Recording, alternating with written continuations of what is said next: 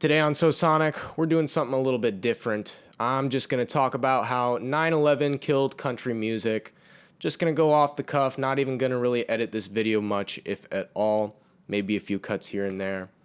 But, I've just been kind of thinking about it recently because, every time I just, went home for Thanksgiving and stuff, and, I just thought about how every time I ride in the car with my dad, he puts on the country radio stations, they play the biggest hits of the day and whatnot. And it's always just such trash. It's such garbage. And it's just sad to see country in the state that it's in today. And yeah, I mean, I have plenty of country albums up here, good country albums from the very, very early 1900s with the Carter family here. I think that's from the 30s, maybe. Not too sure. I know this Marty Robbins album is from the late 50s, I believe. But yeah, the golden age of country is far, far behind us, and it's sad to see, And to really, to start out, we can't start with 9/11. We kind of have to go to the 80s, and the 80s is where I believe country started showing the signs of dying, okay, or at least changing into something that would be unrecognizable compared to its original self, right? And I believe the reason for that was, when you listen to 80s country, right?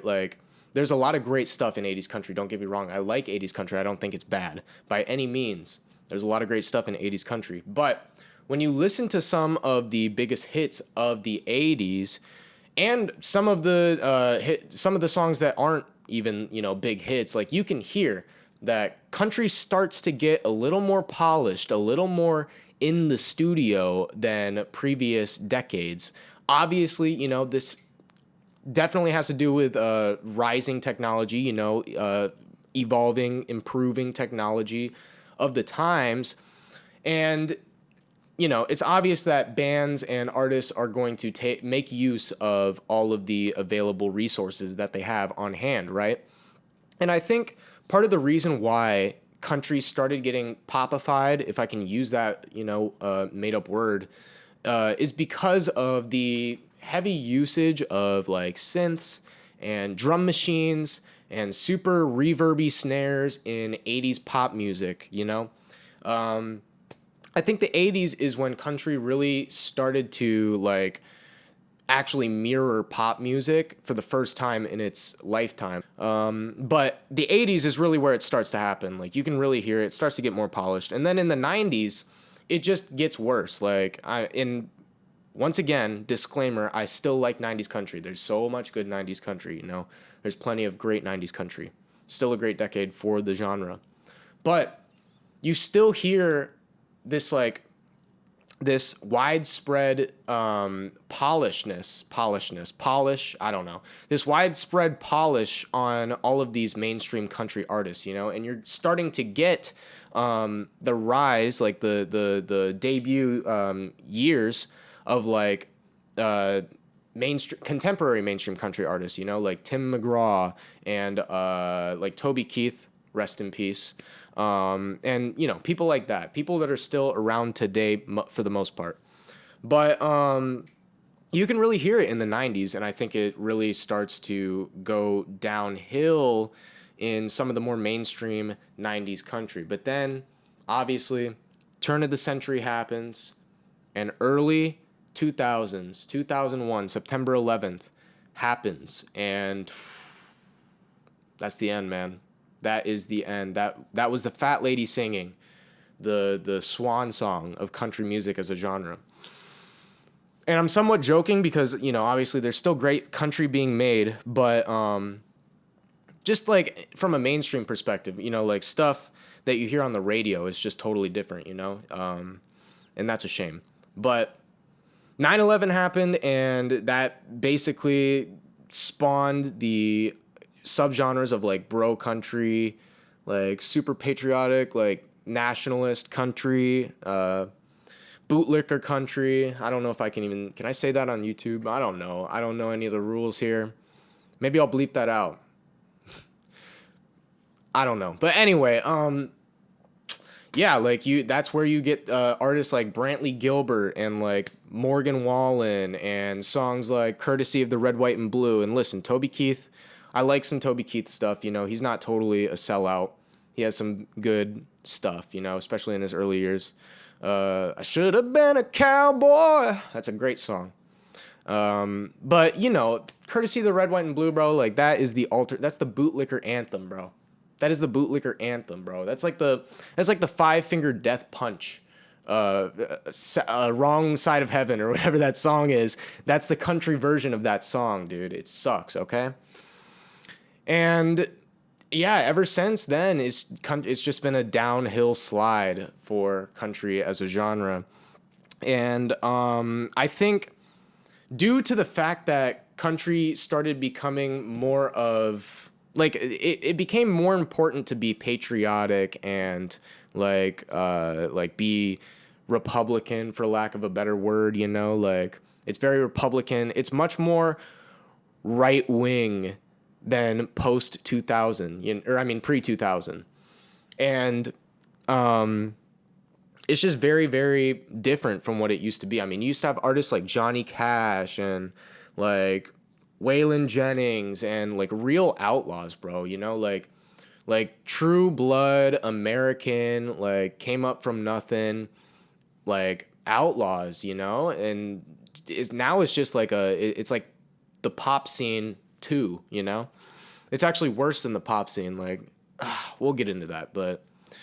I mean, yeah, now the standards have changed because of the rise of bro country, patriotic, because it became so much more important for lyrics to be, you know, like praising your country or praising God or praising whatever, you know, that the quality standard lowered completely, okay? And over time, you know, you start getting these super mediocre artists who like kind of passes country, like compared to what we have now, they're more country than them, but like in the early 2000s, post 9/11, you're getting stuff like Florida Georgia Line, Luke Bryan, who I'm gonna later defend. Okay, I'm gonna later defend Luke Bryan, but you get stuff like them.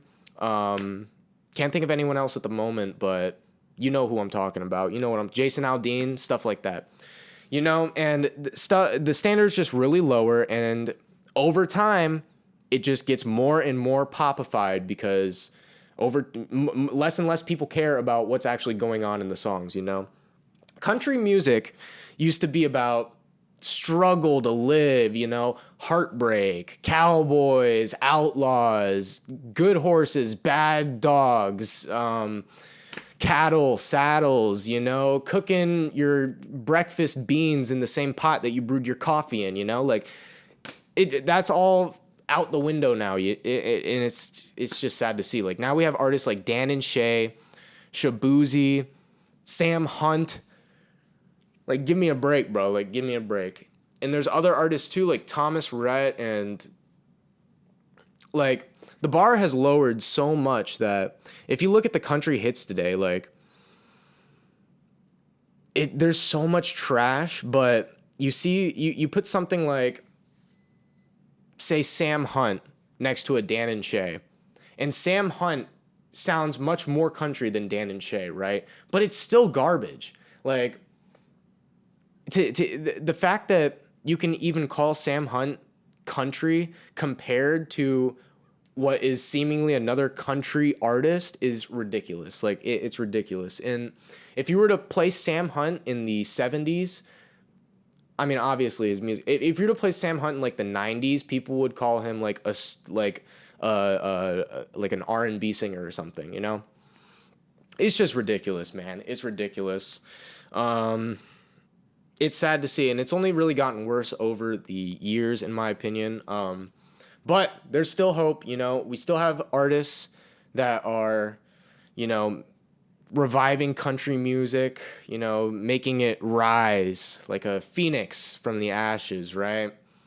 Like Tyler Childers, Coulter Wall, Turnpike Troubadours, Sturgill Simpson, even more mainstream artists like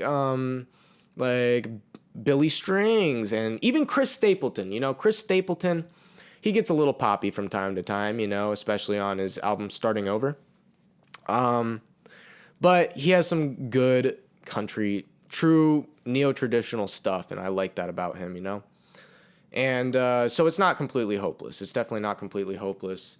You've got a lot of good alternative country artists, a lot of good, not as highly appreciated as they should be country artists out there. So that's a good thing. But yeah, I mean, 9/11 killed country music, man. I know that's a popular talking point that people have been saying for years at this point, but it's true, totally true. It's completely demonstrable and not arguable, completely inarguable. You can see all of the evidence. You can follow if you have any sense of pattern recognition, man, it's all there. All the cards are on the table. You just got to be able to read them, you know? But like I said, I'm going to defend Luke Bryan, okay? Listen, Luke Bryan sometimes, all the times actually, gets lumped in like I actually just did, you know? Maybe I'm being a little hypocritical here, but he gets lumped in with, you know, pop country artists, and he is that. Granted. But listen, his first album has bangers, okay? Listen, maybe this is just the nostalgia talking, but I can't even remember the song names, but it's like, rain makes corn. Corn makes whiskey. Bro, that's a banger. What else is on that album? All my friends say I started shooting doubles when you... Bro, that's a banger too, bro. Don't even... Gotta give credit where credit's due, right? So, Luke Bryan, your early stuff has my seal of approval for sure, but he has certainly lost his way in his elder years. But if you like this video, if you like this rant, this was a lot more casual than usual. Like I said, I don't think I'm gonna edit this video. I apologize for any long pauses or stutters or anything like that. This was basically completely off the cuff. I had a few notes, but basically just freestyled this, you know? So hope you liked it. If you like it, if you like discussing music, if you like music, subscribe. Like and subscribe. Of course. Thank you. I appreciate you for watching. And yeah, RIP country music.